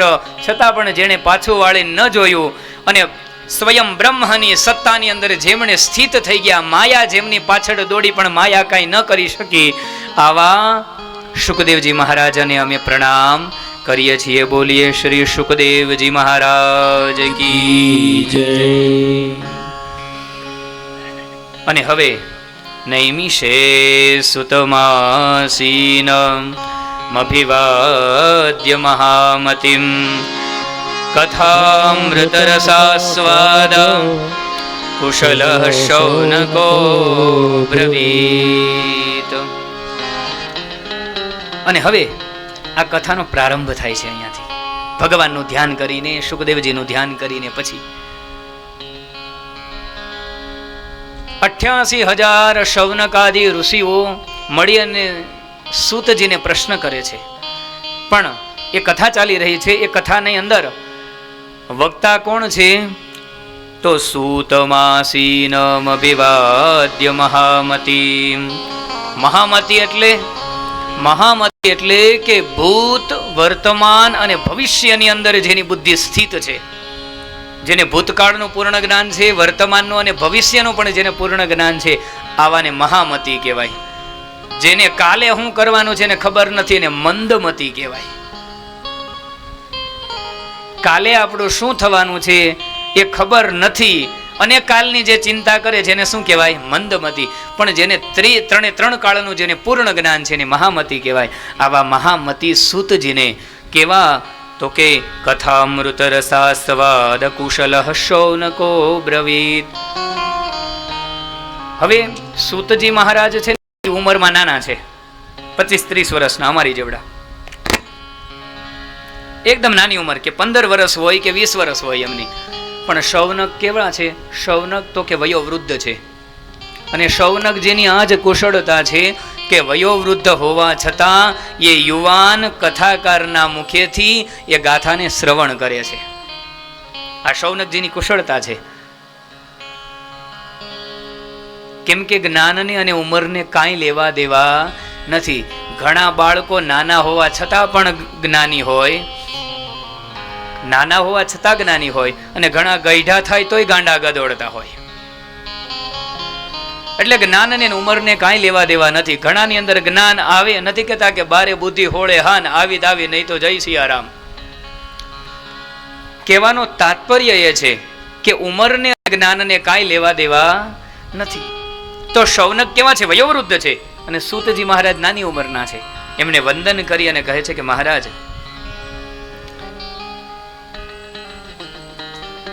તમારી પાસે તો અદ્ભુત કથાઓ છે, તમારી પાસે તો દિવ્ય દિવ્ય કથાઓ છે મહારાજ. અમારી પણ એક અપેક્ષા છે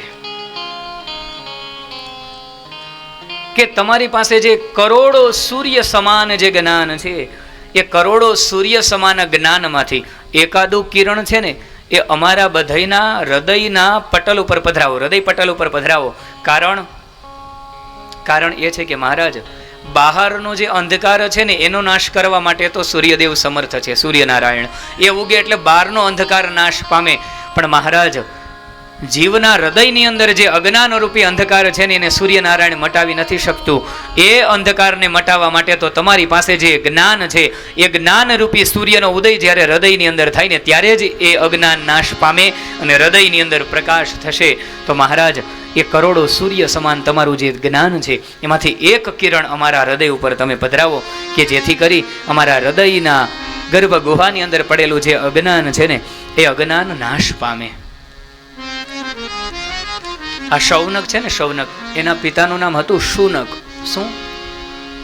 શૌનકના પિતા શુનક, અને પોતે કુલપતિ હતા. કુલપતિ કોને કહેવાય? કુલપતિ એટલે કે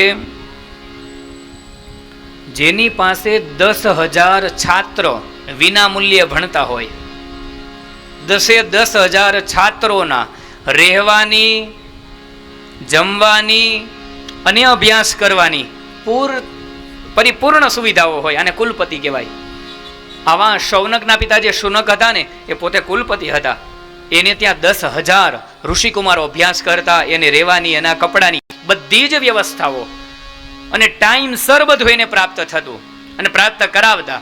આવા કુલપતિના પુત્ર હતા પોતે શૌનક છે. અને વયોવૃદ્ધ હોવા છતાં પણ એમને એ જ ઈચ્છા છે કે હું ભગવાનની કથા સાંભળું. પણ એકવાર એવો વિચાર કર્યો કે પૃથ્વી ઉપર એવું કયું સ્થાન છે કે જે સ્થાન ઉપર બેસીને કથા શ્રવણ કરવામાં આવે તો એ સિદ્ધ થાય. એટલે આમ વિચાર કરતા કરતા બધાય બ્રહ્માજી પાસે ગયા અને બ્રહ્માજીને પ્રશ્ન કર્યો કે મહારાજ, અમારે 1000 વર્ષનું જ્ઞાન સત્રનું આયોજન કરવું છે.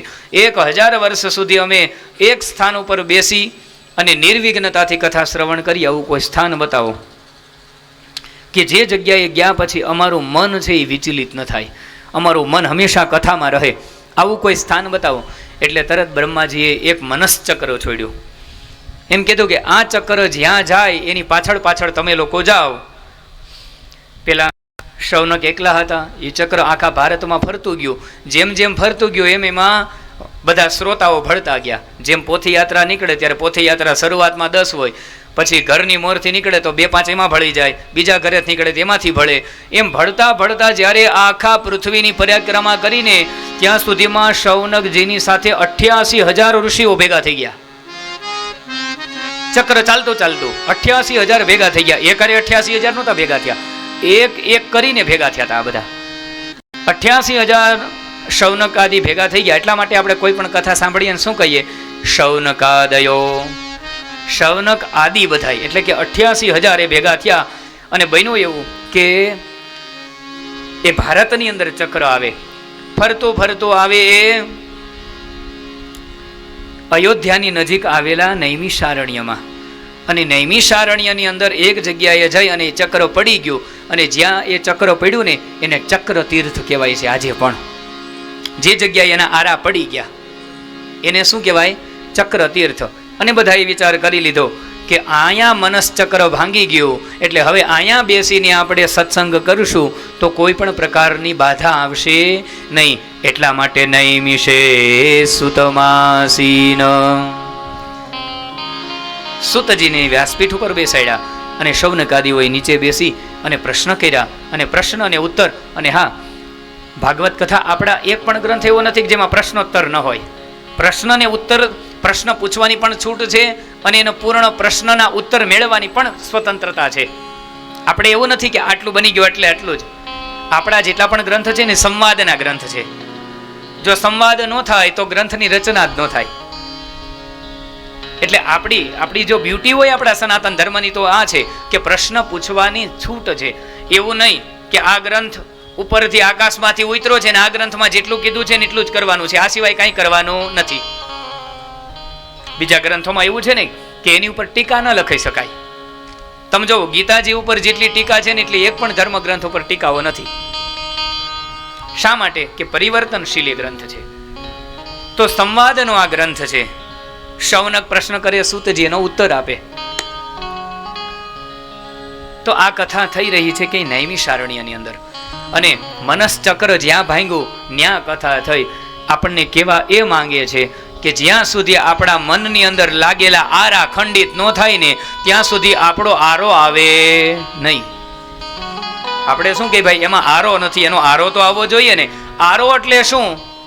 આરો એટલે કે મનની અંદર જ્યાં સુધી લાગેલો આરો છે, આરો હોય ને ત્યાં સુધી ચક્કર ફર્યા કરે. શું કરે? પણ એના આરા ખંડિત થઈ જાય એટલે શું થાય? ચક્ર પડી જાય. એમ તમે જેવા આવીને કથા પંડાલની અંદર આવીને બેસી જાવ એટલે મનના આરા હોય ને, જે દુકાને જવાનો, ગામમાં જવાનો, પરગામ જવાનો, ઓમ જવાનો, તેમ જવાનો, એ બધા આરા ખંડિત થઈ જાય અને ચક્કર આવીને બેસી જાય. તમે અહીંયા બેસો ને કથા આવીને તમારી અંદર બેસી જાય. આવી આ ગાથા છે. અને હવે શૌનકજી છે એ પ્રશ્ન કરે છે કે મહારાજ, અમારી ઉપર તમે કૃપા કરી અને એ કહો, સર્વ સિદ્ધાંત નિષ્પન્નમ સંસાર ભયનાશનમ ભક્ત્યોગવર્ધનમ યચ્ચ કૃષ્ણ સંતોષ હેતુ.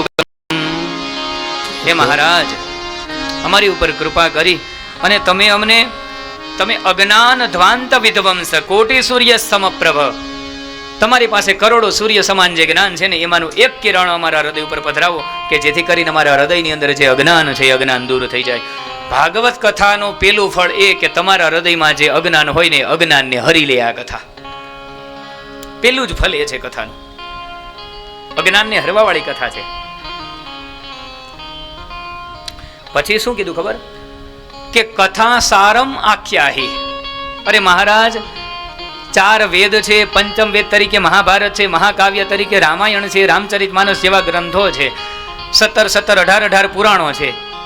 પરંતુ આ બધું વાંચવા જાશું, સમજવા જાશું તો અમારી ઉંમર, અમારું આયખું ઓછું પડશે. એટલા માટે તમે શું કરો મહારાજ ખબર છે? અમારી ઉપર કૃપા કરીને કે કથા સારમ આખ્યાહી, આ બધાનો સાર જે હોય ને તમે અમને કહી દો.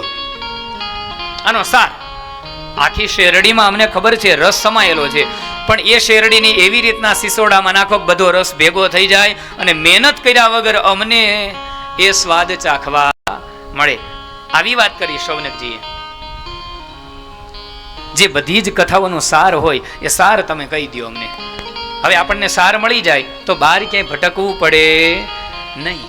એટલા માટે સાર માંગ્યો શૌનકજીએ. કથા સારમ આખ્યાહી, કથાનો સાર આખ્યાહી અમને અમારી આગળ એનું આખ્યાન કહીને તમે એનું ઉપાખ્યાન કહી અમને સંભળાવો તમે. કથા સારમ આખ્યાહી. કારણ કે મમ કર્ણ રસાયનમ. આ રસાયણ કેવું છે? આ રસાયણ મોઢેથી પીવાનું નથી, કાન થકી પીવાનું. બધી દવાની ઇન્જેક્શન અલગ અલગ હોય ને, કોઈ કમરમાં દેવામાં આવે, કોઈ હાથમાં દેવામાં આવે, કોઈ પગમાં દેવામાં આવે. પણ આ રસાયણ, આ દવા ક્યાંથી દેવામાં આવે છે? હૃદયની અંદર જે રોગ વ્યાપ્યો છે, કામનો, ક્રોધનો, મોહનો, લોભનો જે રોગ વ્યાપી ગયો છે, એ રોગને દવા ક્યાંથી લાગવું પડે છે? મમ કર્ણ રસાયનમ. કે મારા કાન થકી હું એ ગોવિંદના ગુણાનુવાદ ગાવ અને કાન થકી એ કથાને મારા હૃદયમાં પધરાવું કે જેથી કરી અને ગોવિંદ જઈ, ગોવિંદની કથા મારા હૃદયમાં જઈ એ બધા જ તત્વને બાળી અને ભસ્મ કરે અને મને બધી જ પ્રકારના પુણ્યની પ્રાપ્તિ કરાવે. હે મહારાજ, અમારી ઉપર કૃપા કરી તમે અમને એ કહો કે આ વૈષ્ણવ લોકો જે છે મહારાજ, ભક્તિ જ્ઞાન વિરાગાપ્તો વિવેકો વર્ધતે મહાન માયા મોહ નિરાસશ્ચ વૈષ્ણવૈ ક્રિયતે કથમ. શૌનકજીએ પ્રશ્ન કર્યો કે મહારાજ, તમે અમને એ કહો કે ભક્તિ જ્ઞાન અને વૈરાગ્યને વધારવા માટે આ વૈષ્ણવ લોકો શું કરે છે? માયા અને મોહમાંથી બચવા માટે વૈષ્ણવ લોકો કોના આશરે જાય છે? કયો ઉપાય કરે છે? એવો કયો ઉપાય છે કે જે કરવાથી જ્ઞાન વૈરાગ્ય અને ભક્તિ પ્રગટ થાય અને માયા અને મોહ એનું નિવારણ થઈ જાય? મહારાજ, અમારી પર કૃપા કરીને તમે એ કહો. કારણ કે મહારાજ, જ્યાં પણ કળિયુગની અંદર દ્રષ્ટિ કરીએ છીએ ને, શૌનકજી અત્યારે સૂતજીને કહે છે કે કળિયુગની વ્યથા કેવી છે. ઈહ ઘોરે કલો પ્રાયો જીવશ્ચ સુરતામ ગતઃ. મહારાજ, કળિયુગની અંદર બધા જ માણસોની વૃત્તિ છે ને આસુરી બની ગઈ છે. પોતાના સ્વાર્થ માટે માણસ કોઈ પણનું ખરાબ કરવા માટે તૈયાર થઈ જાય છે. આજે સ્વાર્થને પરાયણ થઈ અને આ કળિયુગનો માણસ છે ને, હે મહાપુરુષ, હે પ્રભુ, હે ગુરુદેવ, કળિયુગનો માણસ આજે ભાઈ ભાઈનું પણ અહિત કરી નાખે છે. સ્વાર્થ પ્રધાન થઈને સ્વાર્થ માટે બેન બેનનું ખરાબ કરવા માંડી છે. ઘરની અંદર રહેતી હોય ત્યારે બેનો ખૂબ પ્રેમથી રહેતી, પણ સાસર જઈએ ગયા પછી એવો સ્વાર્થ પ્રબળ બને કે બે બહેનો પણ શત્રુ બની જાય છે.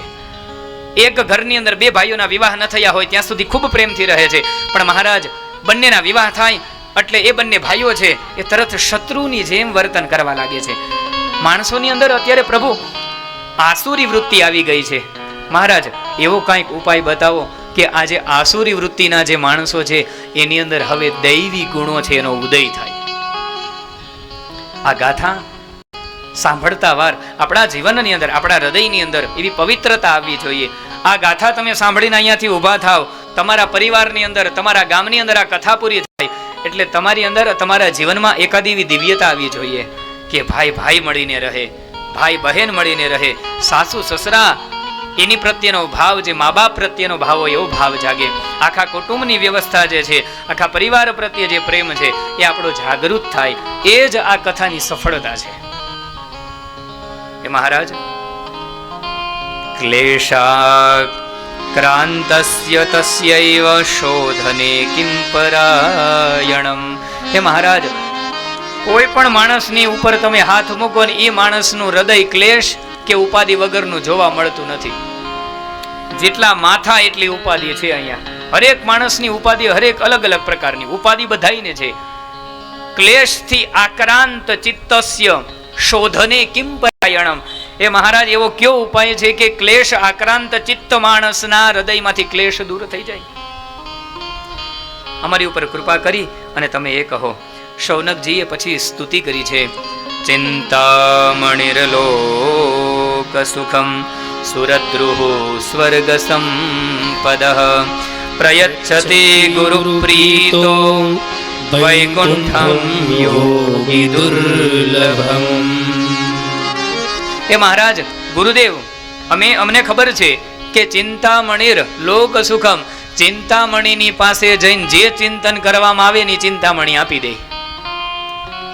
હે ગુરુદેવ, ચિંતામણી પાસે માણસ જઈને જે ચિંતન કરી ચિંતામણી એને આપે.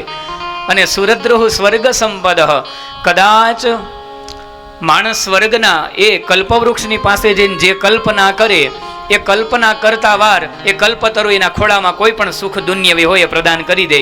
પણ કલ્પતરુમાં અને ચિંતામણીની અંદર એ તાકાત નથી કે એની પાસે જઈને કહેવામાં આવે કે મને ભગવાનનું ધામ વૈકુંઠ આપો, તો વૈકુંઠ એ ન આપી શકે. પણ ગુરુદેવના ચરણની અંદર, ગુરુ મહારાજની અંદર, ગુરુદેવની અંદર એ સામર્થ્ય છે કે જે ચિંતામણી અને સુરદ્રુ એટલે કે કલ્પતરુ અને ચિંતામણી જે ન આપી શકે એવું યોગીઓને પણ દુર્લભ વૈકુંઠ ગુરુદેવની કૃપાથી એના શિષ્યને પ્રાપ્ત થઈ જાય છે. મહારાજ, પ્રયચ્છતિ ગુરુ પ્રીતો, જેની ઉપર ગુરુદેવની કૃપા હોય એને વૈકુંઠ સહજ રીતે પ્રાપ્ત કરાવે. તો મહારાજ, અમારી ઉપર તો તમારી કૃપા છે. સૂતજીને કહે છે, અમારી ઉપર કૃપા કરી અને મેં જે તમને પ્રશ્ન કર્યા, અમે મળીને જે તમને પ્રશ્ન કર્યા એનો ઉત્તર આપ તમે અમને કહીને સંભળાવો. ઉત્તરની અંદર સૂતજી મહારાજ શું કહેશે ભાગવતજીનું મહાત્મ્ય શું છે એ આદિ કથાઓ આપણે પ્રથમ દિવસના દ્વિતીય સત્રની અંદર શ્રવણ કરીશું. અત્યારે આપણે 2 મિનિટ માટે હરિનામનો આશ્રય લઈ પ્રથમ દિવસના પ્રથમ સત્રને આપણે વિરામ આપીશું.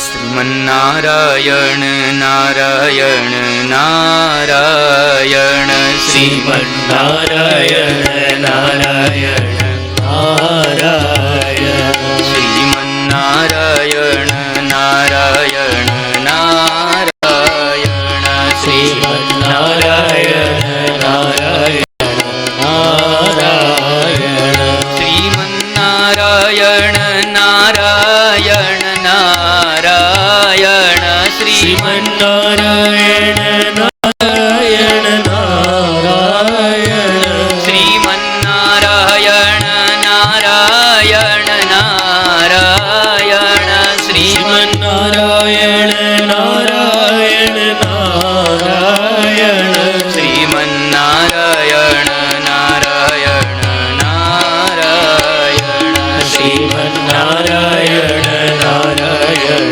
નારાયણ શ્રીમન્નારાયણ નારાયણ નારાયણ શ્રીમન્નારાયણ નારાયણ નારાયણ શ્રી રાધે.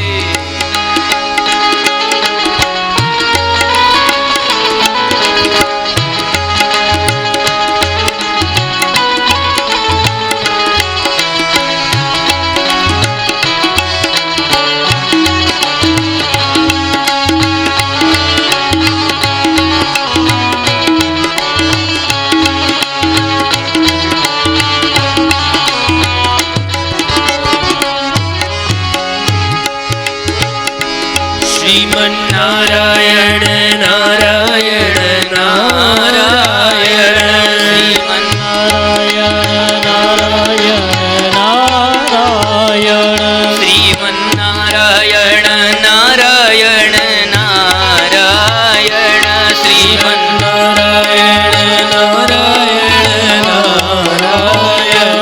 શ્રીમન્નારાયણ નારાયણ નારાયણ શ્રીમન્નારાયણ નારાયણ નારાયણ શ્રીમન્નારાયણ નારાયણ નારાયણ શ્રીમન્નારાયણ નારાયણ નારાયણ શ્રીમન્નારાયણ નારાયણ નારાયણ શ્રીમન્નારાયણ નારાયણ નારાયણ નારાયણ નારાયણ નારાયણ નારાયણ નારાયણ નારાયણ શ્રીમન્નારાયણ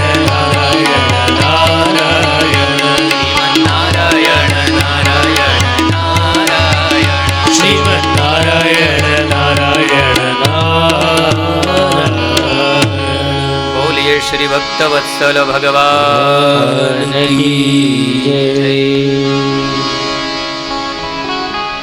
કથાનું દ્વિતીય સત્ર 3:30 થી 6:30 વાગ્યા સુધી હશે. સૌ લોકોને તમે લોકો પધારજો. તમારી આજુબાજુમાં રહેતા હોય બધાને પણ લેતા આવજો. કથામાં હાથ પકડીને કોઈને લાવીએ તો એનું પણ પુણ્ય આપણને પ્રાપ્ત થાય. બોલો રાધે રાધે.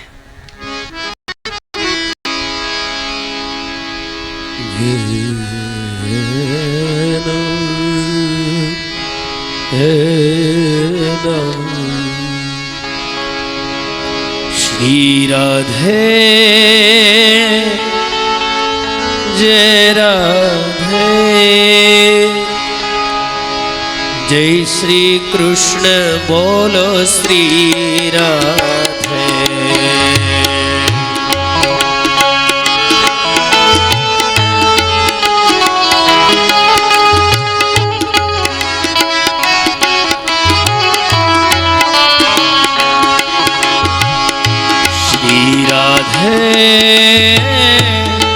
જય રાધે જય શ્રી કૃષ્ણ બોલો શ્રી રાધે શ્રી રાધે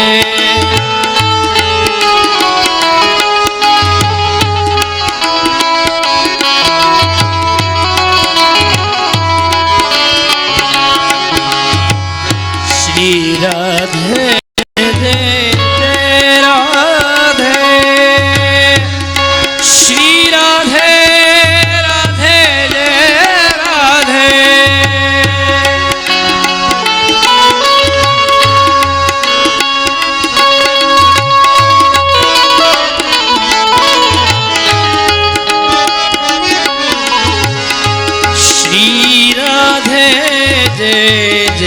राधे श्री राधे जय जय राधे श्री राधे जय जय राधे श्री राधे जय जय राधे।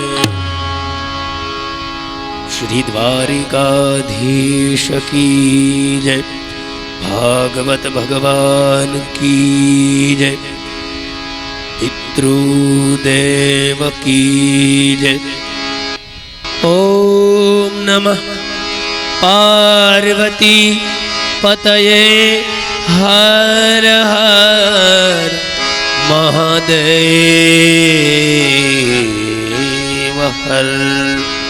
जय जय श्री राधे जय जय श्री राधे जय जय श्री राधे जय जय श्री राम।